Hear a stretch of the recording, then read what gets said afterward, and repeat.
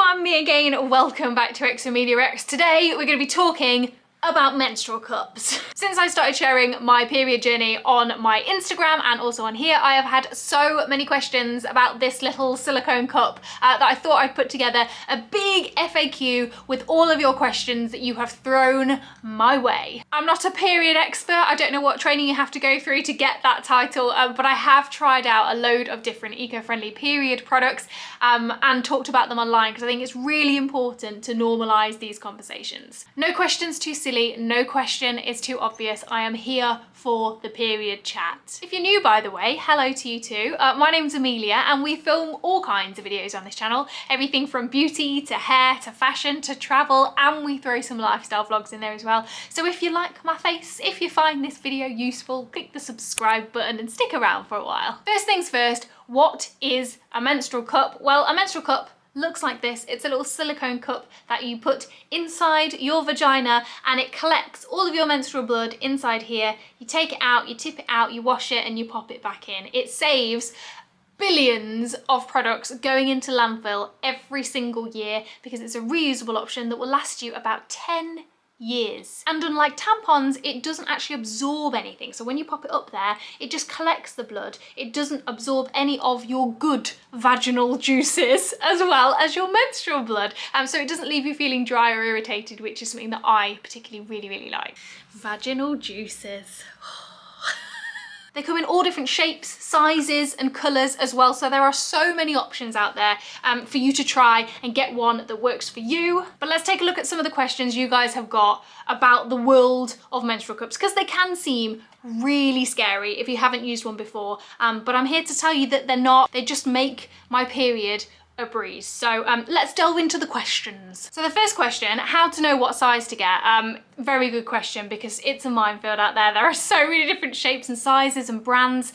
How do you know which one works for you? Well, there is a very good quiz out there from Put a Cup in It, which I will leave a link down below, that will kind of help steer you in the right direction of a brand that could work for you. But to be perfectly honest, I think it is a little bit trial and error with these things. I got lucky and I stumbled across Salt Cup as the first one that I bought, and I've tried lots of different ones. This is the right one for me. It kind of all depends on the shape and the size of your vagina, how high or low your cervix is, whether it's tilted, and whether you've given birth vaginally. So I'll leave a link down below to some useful resources on how to measure your cervix and figure out whether it's high or low, because I don't know about you, but I didn't know whether mine was high or low at 32. Maybe I should have done, not sure. Personally for me, I find the Moon Cup and the Lily Cup a little bit too long. So that's why Salt is perfect. It's just a bit stubbier, but a little bit of trial and error with these. And if you don't get on with one brand of cup or one shape of cup, definitely think about trying a different one until you get one that works for you. Next question is, how do you put it in and does it hurt? And the answer to the second part is no, it does not hurt. I was really surprised because you look at that and you think, there's no way, there's just no way. But what you have to do is you have to fold a menstrual cup down. So it's got a smaller point of entry, and you can see that's a lot easier. That's a lot more palatable than that. So that's kind of how you put it in. There are loads of different videos online showing you all the different folds that you can do. I think there's apparently 9 different folds, but the ones I know are the C fold, which kind of looks like that, the punch down fold, which is my favorite because that just, I don't know, I feel like that gives you a nice sort of entry point. And then there's also the triangle fold as well, which is pretty good. That kind of gives you that sort of size to go in with. So have a look online. Again, I will leave loads of information down below. I might do a blog post on this actually, so it's just easier for you to find the link. So if you click through, it'll all be laid out for you nicely on there. But basically all you do is you fold down your menstrual cup, and if you are a little nervous about this, you can use lube. There is nothing shameful about using lube. It might just make things a little bit easier if you are especially dry on your period or whatever. And you can use these and practice before your period even comes, which is really helpful. Maybe do it in the shower. Just get yourself nice and relaxed and comfortable and don't panic. But you fold it down, you pop it inside your vagina until the cup is completely inside. It's not like a tampon where this little tail thing needs to sit out on the bottom.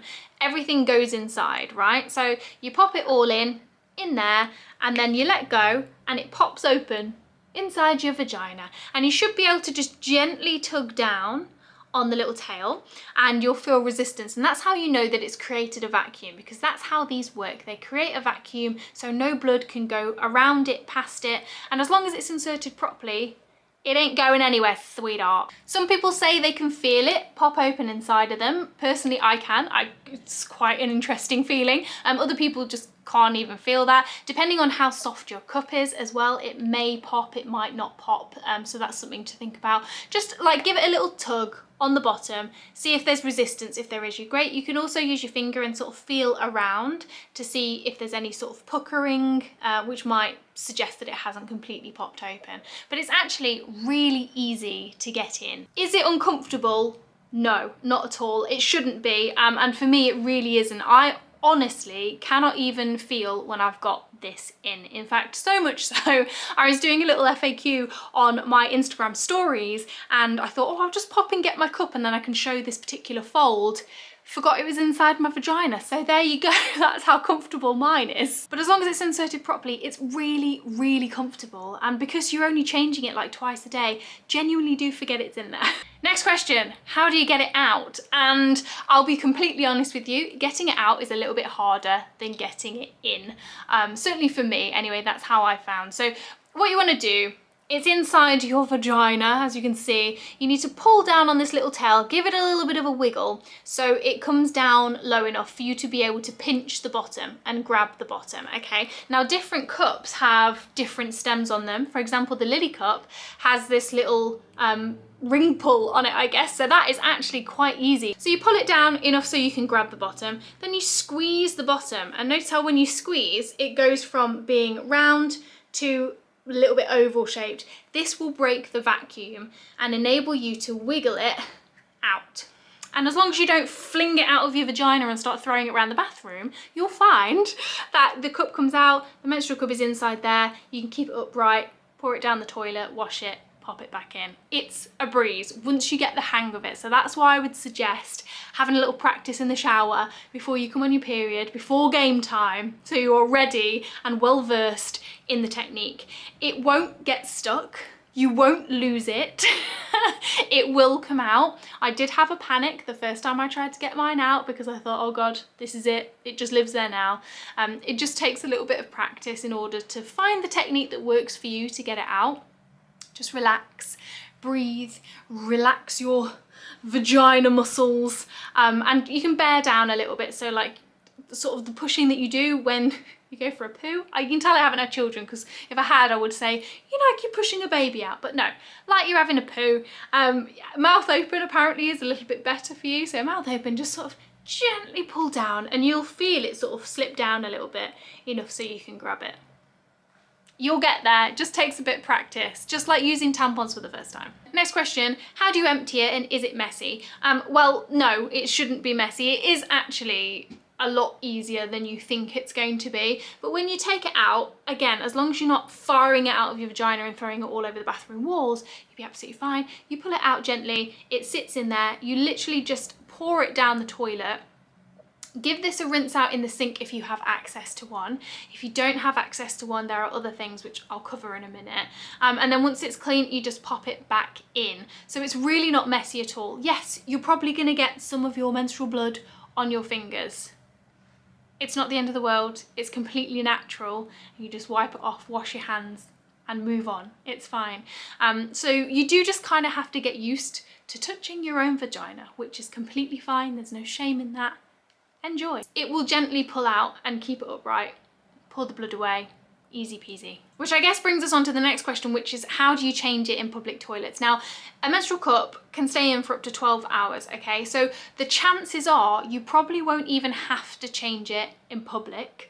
But depending on your flow, if you need to, it's quite easy to. The ideal way to do it is to find a toilet with a sink inside the cubicles, right? But if you don't have access to that, there are loads of different ways that you can get around that. In fact, I think I might do a whole video on this, but if you're really struggling and you can't rinse it out, you can use a vagina-friendly biodegradable wipe just to wipe it all out and then pop it back in.